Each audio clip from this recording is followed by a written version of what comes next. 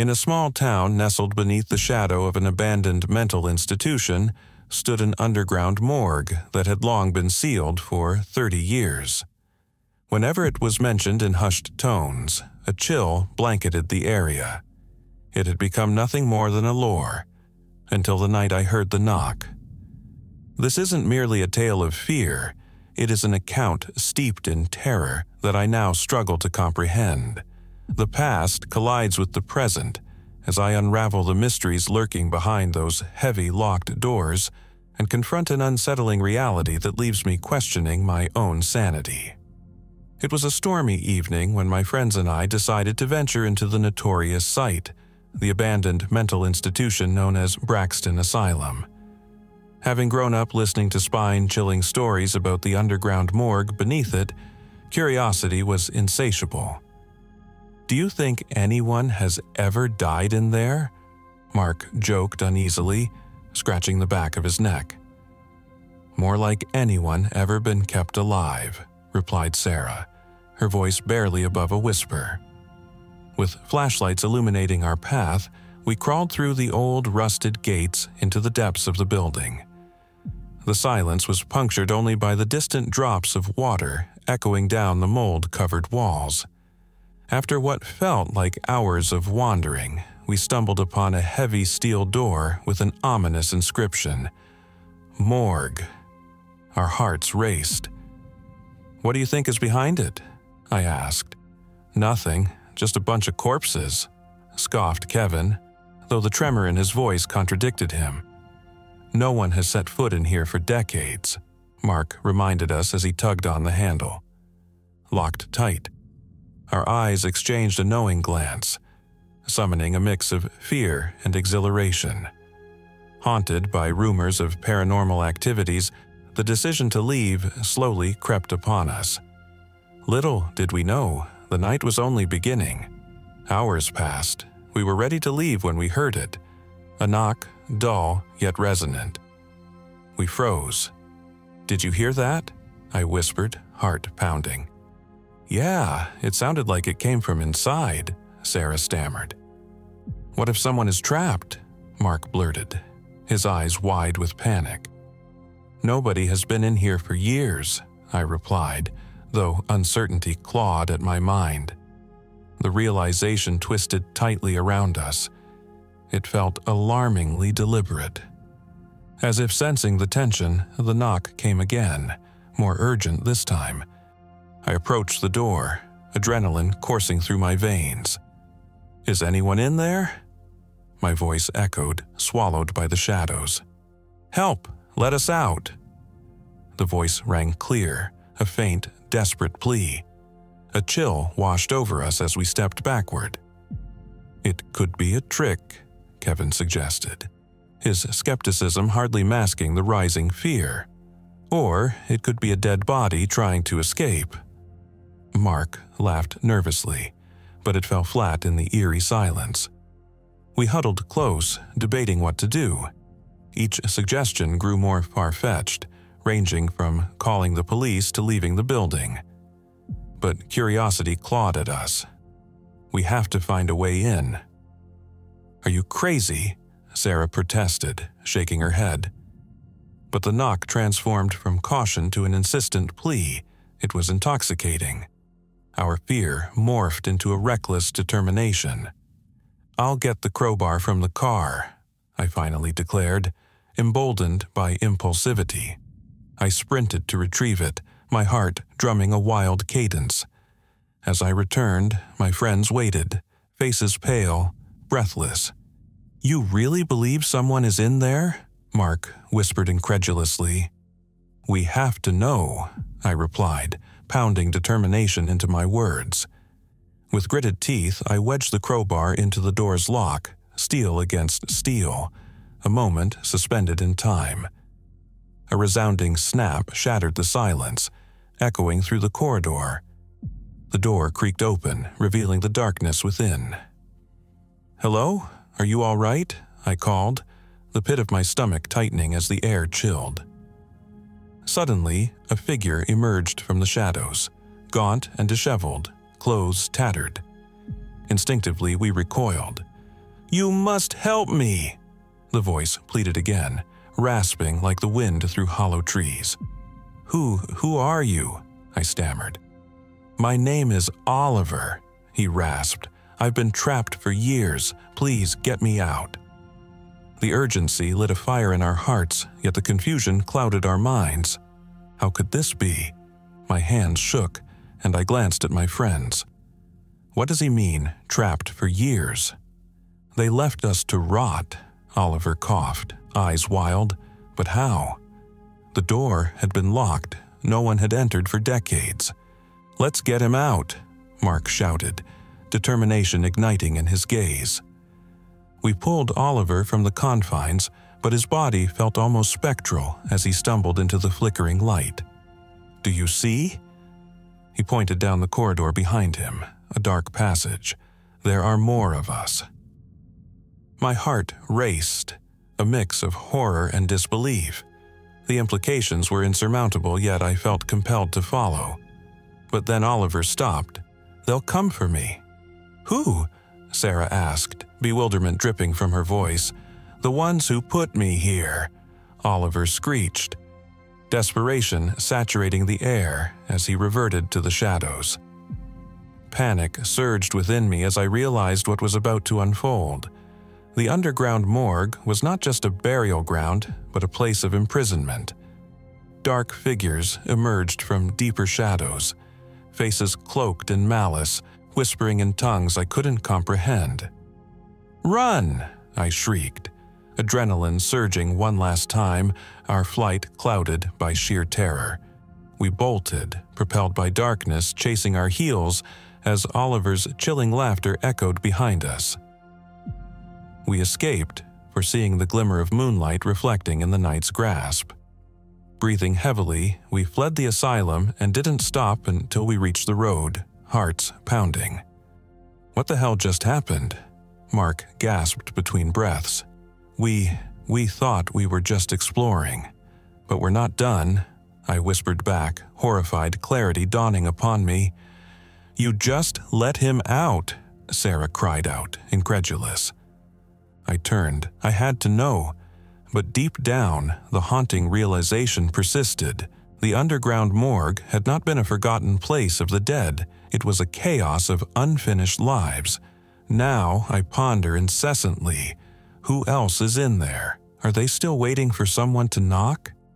The truth is that horror thrives within the walls of secrecy, concealed beyond steel doors shrouded in despair. As I lay in bed at night, that faint knock still rattles the corners of my mind, never to be forgotten.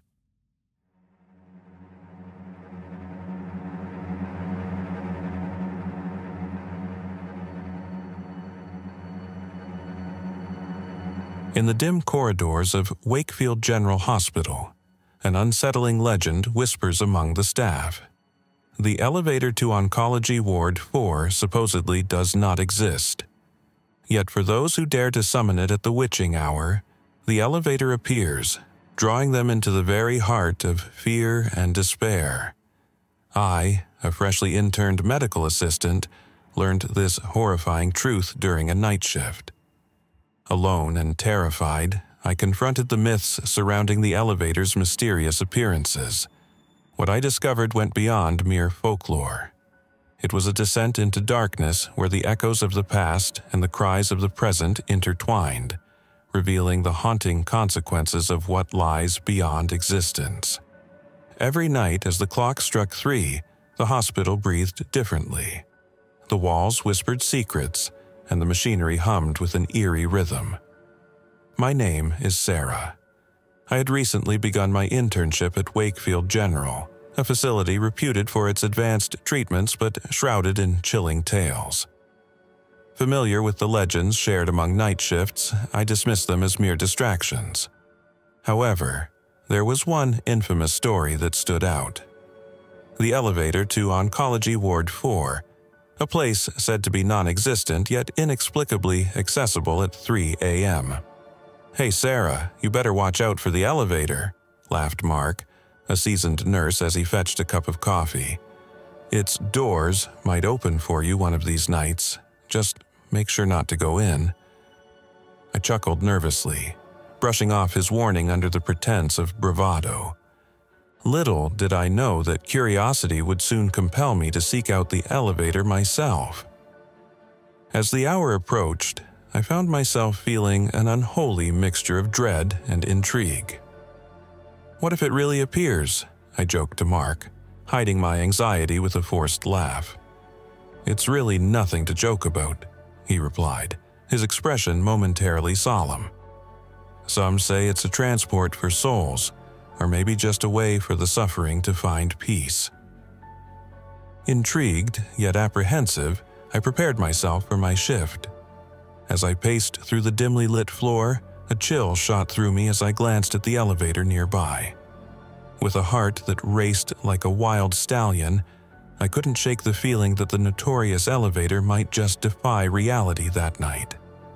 It was 2:58 a.m. The air thickened with anticipation as I stood alone near the elevator. The fluorescent lights flickered ominously above, and the silence grew unbearable. The clock ticked away as if mocking my bravery.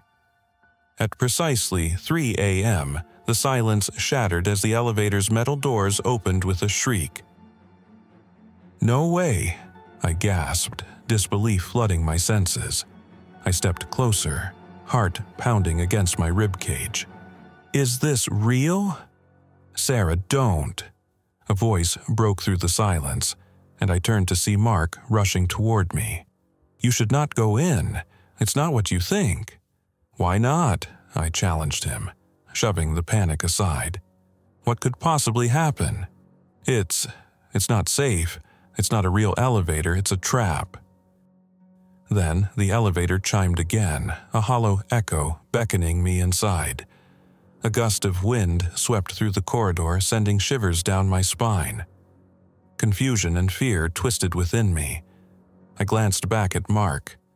His face paled as he took a step back, pleading with his eyes. "Don't make me lose you too, Sarah, please." But curiosity triumphed over fear. I took a deep breath and stepped into the cold steel confines of the elevator. The doors slid shut, and the sensation of weightlessness engulfed me. I pressed the button marked 4, and in that instant, I felt the world shift around me.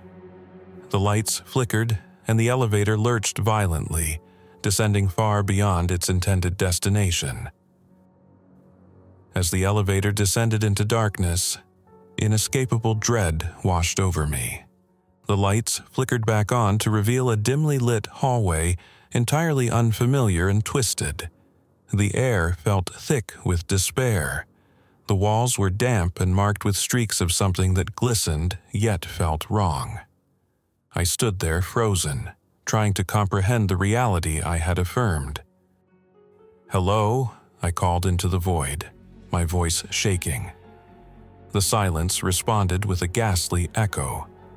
Suddenly, shadows began to coalesce around me, forming faint figures that appeared tormented and pleading. "Help us," a voice echoed, empty and hollow, resonating through the corridor. I recognized the echo of lost souls. "Please." I shook my head violently, telling myself it was just a trick of the mind. But the door behind me opened once more, revealing Mark's panicked face. "Get out, Sarah. It's not safe." "No, I need to help them," I protested, heartbeat racing. "They're gone, Sarah. It's only a memory." Mark's voice trembled, gripping my arm tightly. "We have to get you out of here." As the specters moved closer, their expressions twisted in anguish. The reality of the situation dawned upon me like a suffocating shroud. Against every instinct, I stepped closer, realizing their familiarity.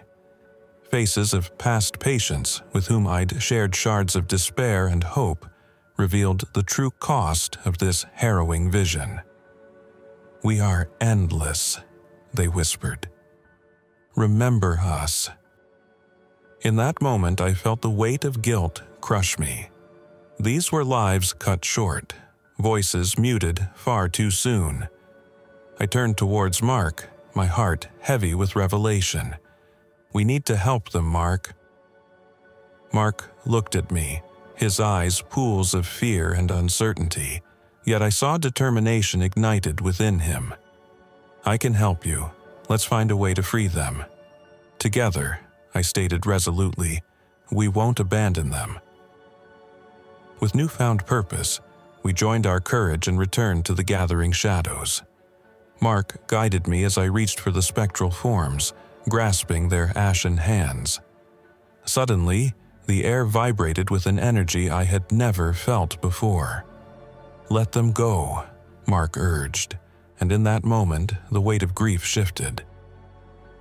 I could feel the warmth of life surge through, a brilliant light breaking through the haunting darkness. The spectral figures smiled, finally liberated, fading into a peaceful embrace.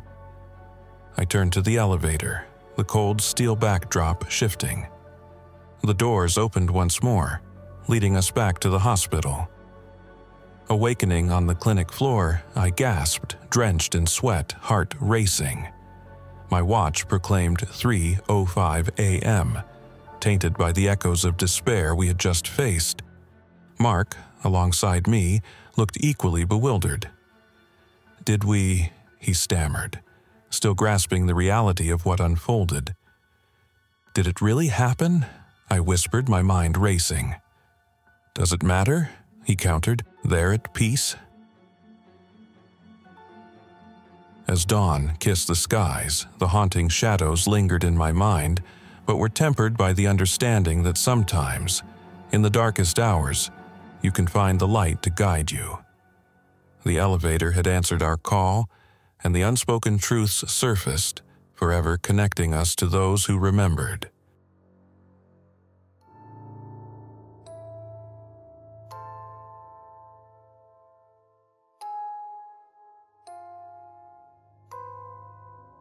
The echoes of despair and the shadows of lost souls entangle the very walls of the old Maplewood Mental Health Facility. A chilling rumor surrounds room 406, a room empty since the horrific fire that claimed several lives in 1998. My name is Dr. Evelyn Woods, and I was a resident psychiatrist at Maplewood when I first heard the whispers of the patients who supposedly still resided there. Late-night cries for help and heart-wrenching pleas to escape filled the air, but my colleagues dismissed them as figments of an overactive imagination. However, I could not ignore the sense of urgency in their cries. They called to me, resonating through the corridors and into my dreams. I decided to investigate the haunting legends surrounding room 406, not knowing that what awaited me would be far more sinister than I could have ever imagined. My journey began during my first winter at Maplewood. The wind howled outside as I made my rounds, checking on patients.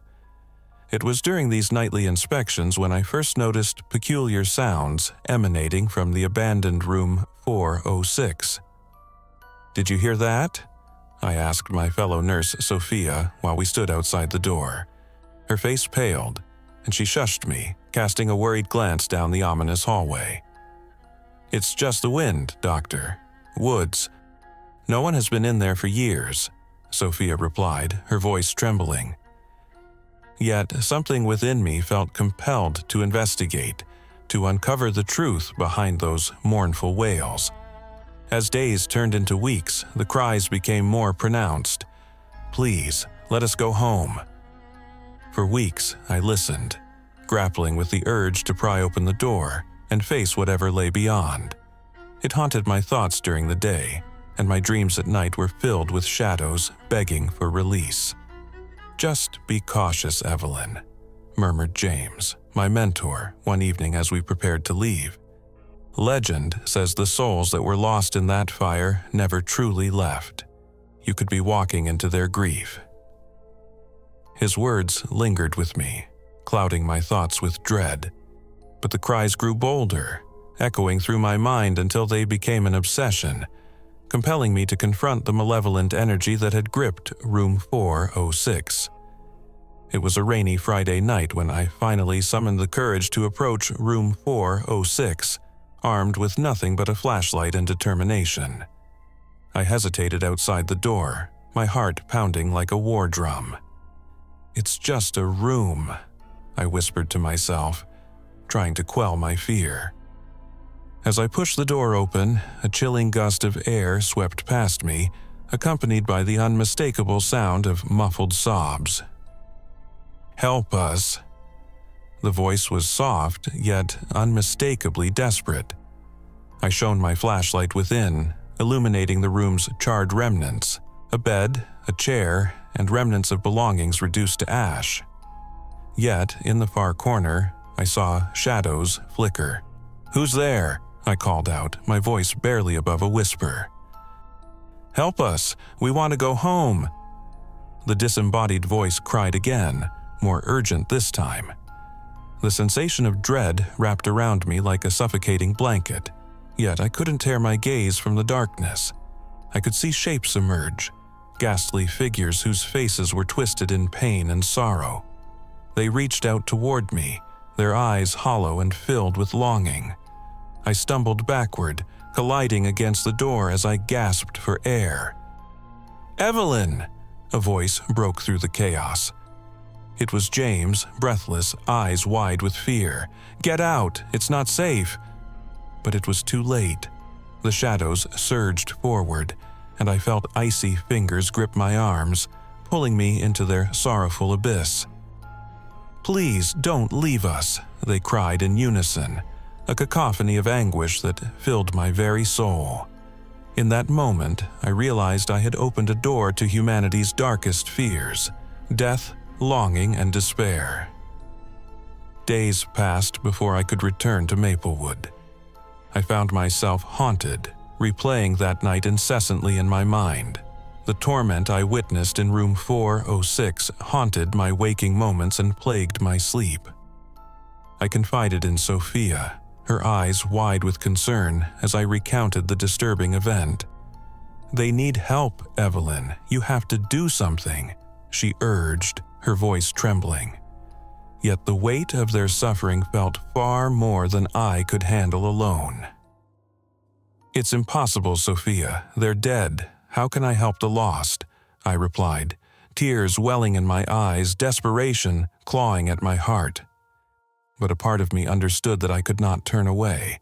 Driven by an unquenchable compulsion to free these trapped souls, I began researching the histories of the patients who had perished in that fateful fire, determined to right a terrible wrong. I discovered their names, each one a life lived but extinguished too soon. As I studied their cases, a plan formed in my mind. Perhaps I could conduct a séance to give them a voice, a means of expression. I knew it bordered on madness. The very act of summoning spirits could be perceived as a fool's errand. Nevertheless, the desperate calls for assistance echoed in my heart, urging me forward. As night fell, I prepared the room with candles and incense, invoking the spirits with love and compassion. "I am here for you. Please, speak to me," I called, hoping against hope that I could bridge the gap between the living and the dead. The air thickened, and shadows coiled around me once more. It was then that they materialized, each soul stepping forth from the darkness, their eyes filled with the anguish of their untimely passing. "Evelyn," they murmured in a haunting chant, "help us find peace. Let us go home." The séance opened a channel, allowing each one to share their anguish, their tales of pain and heartbreak before the fire consumed their lives. It was a cathartic experience that drew tears from my eyes, each story carving deeper into my heart than the last. "Tell them we forgive. Tell them we love," whispered Anne, a young woman whose laughter echoed in happier days before the fire devoured her hopes. "We just want the world to know we existed." Each ghostly figure manifested their memories, recounting their dreams unfulfilled, their voices growing stronger with every shared moment, until the room pulsed with their collective essence. I realized that in acknowledging their pain, I offered them something essential: recognition and validation. As dawn approached, a warmth filled the room, an illumination which pushed away the lingering shadows. "Thank you, Evelyn. We can move on now," they chanted in unison, their voices harmonizing into a sweet farewell. I watched in awe as the spirits slowly dissipated, melting into the light, finally free from the chains of their tragic past. The weight upon my heart lifted, filling me with a profound sense of peace. The cries that once haunted Maplewood died down, leaving an eerie calmness in that lonely corridor. Room 406 became a sanctuary of hope rather than sorrow, a testament to the lost souls finding solace. The experience shaped me profoundly, altering my perception of life, death, and the delicate balance that binds us. I moved on from Maplewood, carrying the stories of those lost souls with me, resolute in my mission to ensure their voices would never fade away into silence. In every patient I have treated since, I have aimed to validate their suffering, whether they be living or deceased. There are whispers of Room 406 among the new staff, just tales shared at the nurses' station, but the legacy of those who suffered within those walls lives on. Once, as I sat in my office, reflecting on my journey, I heard a faint sob in the wind. I smiled, knowing that Room 406 would always echo with their memories, a reminder that the voices of the lost will forever linger in the shadows, waiting for someone to hear them. "Remember us," their whispers floated in the air, less of a plea now, more a gentle reminder of the living legacy we all leave behind, an enduring testament to resilience and compassion.